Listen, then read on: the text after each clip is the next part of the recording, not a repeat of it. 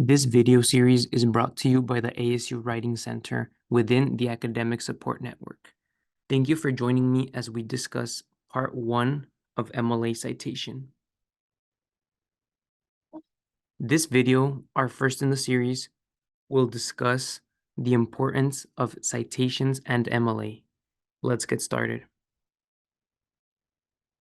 Citation practices allow your readers to understand who you are thinking with, which constructs you are using, and what academic community you are a part of. Credible citation practice is more than a matter of selective quotation, fluent paraphrase, accurate summary, avoidance of plagiarism, and precise punctuation. It is an act of building community collaboratively, constructing shared knowledge. Let's cover some basics so we can better understand citations and citation styles. What are citations? A citation is a formal reference to a published or unpublished source that an individual consulted and obtained information from. A citation, both in text and on a full citation entry list, allows a writer to list details, for example, author's name, publication year, etc., that refer back to the original source. The format and details of a citation can depend on the writing assignment, discipline, and even professor. Why do citation styles update? You'll notice as we go over MLA that there are different editions. Citations are updated periodically for a few reasons. Some examples are technology changes, like when typewriters couldn't do italics, so titles used to be underlined, or information outlet changes. Citation styles needed to figure out how to cite Twitter once it became a reputable source. It is worthwhile to note that citation styles don't publish every little change. They publish bulk changes when they have enough for it to be worthwhile to share the new best practices. And finally, why do we stress citing sources? There are several reasons to cite sources. To convey your credibility as an author. In other words, citing helps to communicate your trustworthiness, build a reputation, and maintain your integrity as a writer. You will engage in a scholarly community and contribute to your perspective/knowledge to that community, to give credit to other researchers and acknowledge their idea. This helps also to show you might be building or expanding upon other researchers' ideas and arguments in a particular field. Also, to allow your readers to find the sources you used in your writing in case they do wish to investigate or read more about a particular source. Citing provides guidelines for quoting and paraphrasing materials, formatting your paper, creating a list of sources used, and more, which helps to create a consensus or an agreed upon standard for how writers should format and present information. Lastly, but most importantly, it helps to avoid plagiarism. This is important both as a student and a professional. It also connects back to the first point of conveying your credibility as an author or writer.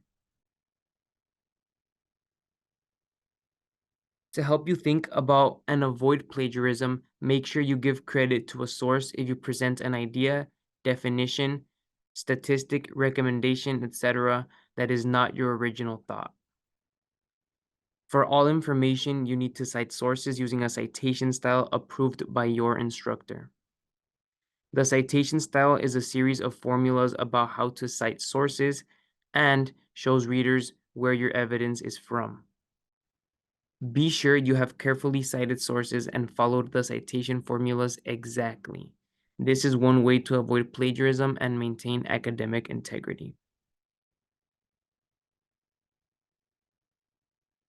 It is even possible to plagiarize yourself. In published work, if you reuse ideas or phrases that you used in prior work and do not cite your prior work, you have plagiarized. Many schools' academic honesty policies prohibit the reuse of one's prior work in papers, theses, and dissertations, even with self-citation.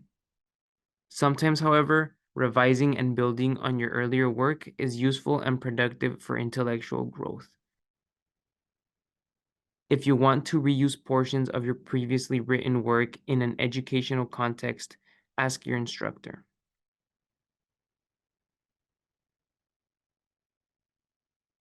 We have gone over some general information about citations, but what specifically is MLA? The Modern Language Association is a professional organization that created the style guide now known as MLA Style. MLA Style specifies guidelines for formatting papers and provides writers with a system for referencing sources.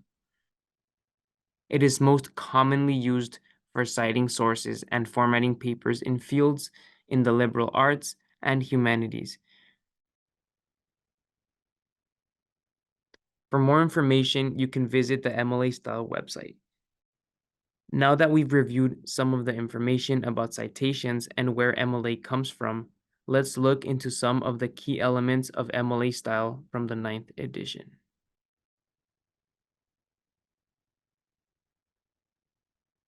It is common for students to wonder why there are different citation styles. This is because different citation styles are used for different kinds of writing. Building confidence in the information and ideas we share with one another is perhaps more important today than ever before. And for nearly a century, it has been the driving principle behind MLA Style, a set of standards for writing and documentation used by writers to find and evaluate information, alert their audience to the trustworthiness of their findings through citation, and shape the expression of their ideas in conversation with others. The remainder of this presentation is grounded in the MLA Handbook, 9th edition. The 9th edition was published in the spring of 2021 and included changes focusing on citations. It is best you clarify with your professor or check your course syllabi to determine whether you should be using the 8th or 9th edition. Citations in general are more about paying attention to details. As we go through the material, note all the periods, commas, italics, etc. that are used intentionally and follow these formulas. In your own writing, you will need to focus on these details.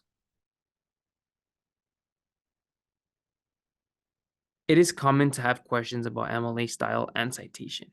There are many resources that can support you in finding these answers. Here are a few, for example, such as the MLA style, LibGuides, or Purdue OWL, even your professors.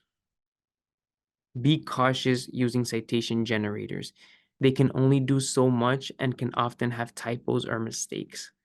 Be cautious using AIs to create citations as well. ChatGPT has historically been ineffective at creating accurate citations.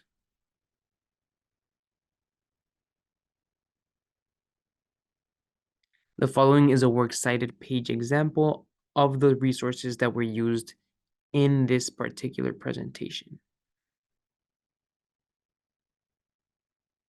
If you have any questions about anything we covered in this video, our online study hub is a great place to post questions and get a tutor or peer response.